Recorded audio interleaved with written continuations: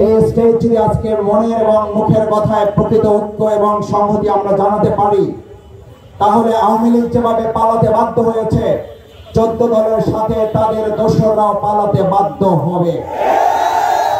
কিন্তু আমি অবশ্যই এটা মনে করতে চাই, আজকের এখানে মুখের কথার সাথে আমাদের বুকের কথারও মিল থাকতে হবে। আমরা এখানে একটা কথা বলে যাব, আবার বাইরে গিয়ে আমরা কাজের মাধ্যমে দেখাবো যে না, জাতীয় পার্টিকে আমরা নিষিদ্ধ করতে চাই না। তাহলে প্রমাণ হবে জাতীয় পার্টিকে যদি হজম করা হয়, একটা সময় জাতির উপরে চাপিয়ে দেওয়া হবে। আওয়ামী লীগকে হজম করার জন্য আপনাদেরকে প্রস্তুত থাকতে হবে। আমার ভাই এবং বন্ধুগণ, নূরকে যারা হামলা করেছেন, আমাদের মাথায় রাখতে হবে নূরের অনুসারী এবং নূরের অগ্রগামীরা এখানে আছেন। আজ নূরকে আক্রান্ত করে যদি তারা পার পেয়ে যায়, শফিকুল ইসলাম মাসুদ সহ আজকের এখানে সংহতির নেতৃবৃন্দ মাথায় যেন রাখে, আপনাদেরকে রক্তাক্ত হওয়ার জন্য প্রস্তুতি নিতে হবে। আমি অবাক হই, খুব বিস্মিত হই, প্রকাশ্য দিবালোকে মিডিয়ার সামনে পিটিএর টার্গেট করে একজন গুরুত্বপূর্ণ জাতীয় নেতাকে আহত করা হলো।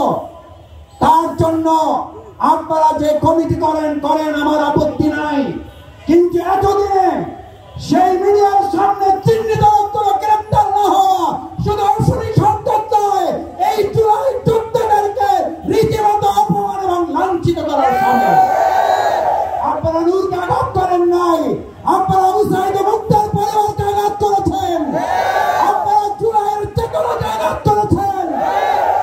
আমি বক্তব্য শেষ করতে চাই একটা কথা বলে, আজ নূরকে আঘাত করার মধ্য দিয়ে এই প্রশাসন যদি এটা প্রমাণ করে তারা একটা প্রোগ্রামের নিরাপত্তা দিতে পারে না, আমি আমার সামনে উপস্থিত ভাই বন্ধুদের জিজ্ঞেস করতে চাই, তারা আগামী দিনে অবাধ সুষ্ঠু নিরপেক্ষ নির্বাচনের জন্য লক্ষ লক্ষ কেন্দ্র পাহারা দিয়ে আওয়ামী দোষর মুক্ত করতে কি তারা সক্ষম হবে?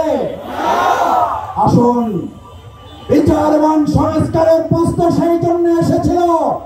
আজ এখানে বক্তব্য দেওয়ার কথা ছিল শেখ হাসিনার বিচারের দাবিতে, অথচ আজ আমাদের কথা বলতে হচ্ছে নূরের উপরে হামলাকারীদের বিচারের কথা বলতে। আমাদেরকে আস্তে আস্তে সহনশীল করে ফেলা হচ্ছে। আসুন, সহনশীলতার মাত্রা বাড়লে নির্মম নির্যাতনের মাত্রা বাড়বে। প্রতিরোধ করার জন্য সবাইকে ঐক্যবদ্ধ থাকতে রাজি আছে।